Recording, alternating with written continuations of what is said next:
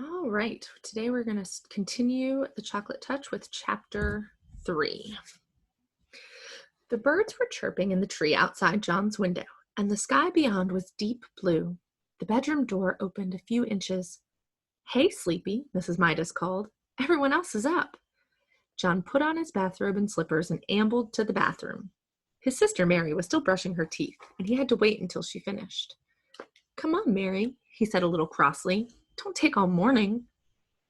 Here you are, Mary said, handing him the toothpaste tube. While Mary soaped her face, John squeezed a little of the toothpaste onto his brush. The paste was pink.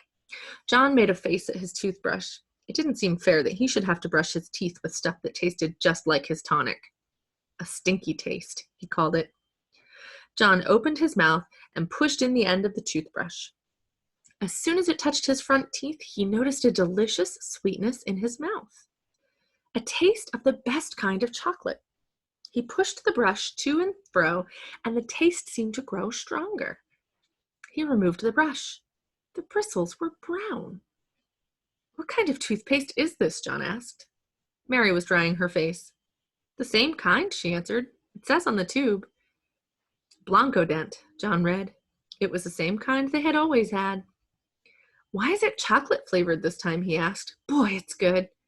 Silly, Mary said. Of course it isn't chocolate. She hung up her towel and swished out of the bathroom.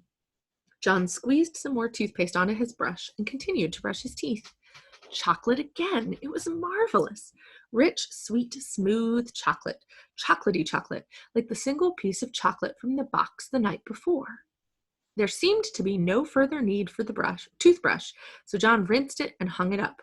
He squeezed out another bit of toothpaste onto a fingertip this time.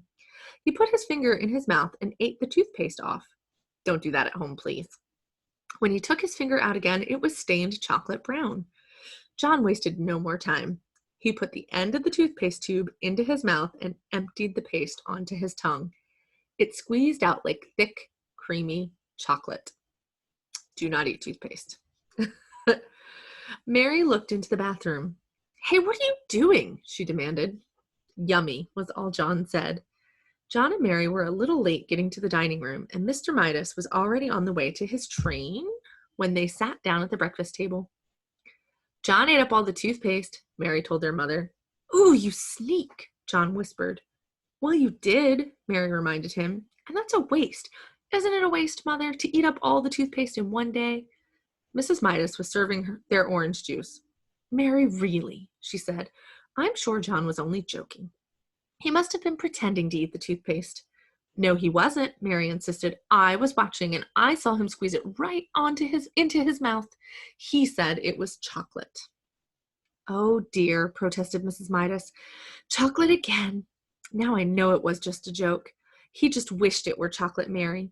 Come now, drink up your orange juice, both of you. Your bacon and eggs will be ready in a minute.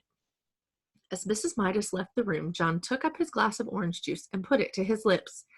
As soon as he tilted it and the liquid began to flow into his mouth, a happy look came into his eyes. Boy, that was good, he said at last, lowering the empty glass. Chocolate juice. Mary looked at John. Then she looked at her glass of orange juice. It was a bright orange color. She tasted it. It tasted like orange to her. It is not chocolate juice, she said. It's orange juice. Orange juice is good for you. Yes, John, Mrs. Midas said, hearing the last few words as she carried in the tray of bacon and eggs. You must drink your... She caught sight of John's empty glass. John, she said, you good boy. That's the first time in ages you finished your orange juice without having to be told to. It tasted of chocolate, John explained. All right, Miss Midas said, very funny, but don't tease Mary too much. Remember, Mary's younger than you are. John silently picked up his fork and sliced the yolk of his fried egg. The yellow broke over the white, and he shivered as he watched it, as he always did. I can't eat this, he told his mother. Of course you can, Mrs. Midas said. You drank your orange juice. Try to eat your bacon and egg. John scraped up a small piece of egg and put it into his mouth. It immediately became chocolate. Chocolate white and chocolate yolk. Both lovely, lovely chocolate. John mumbled. Chocolate egg? In almost no time, he had finished every scrap of egg on his plate. Then he tried the bacon. The bacon turned into chocolate, too.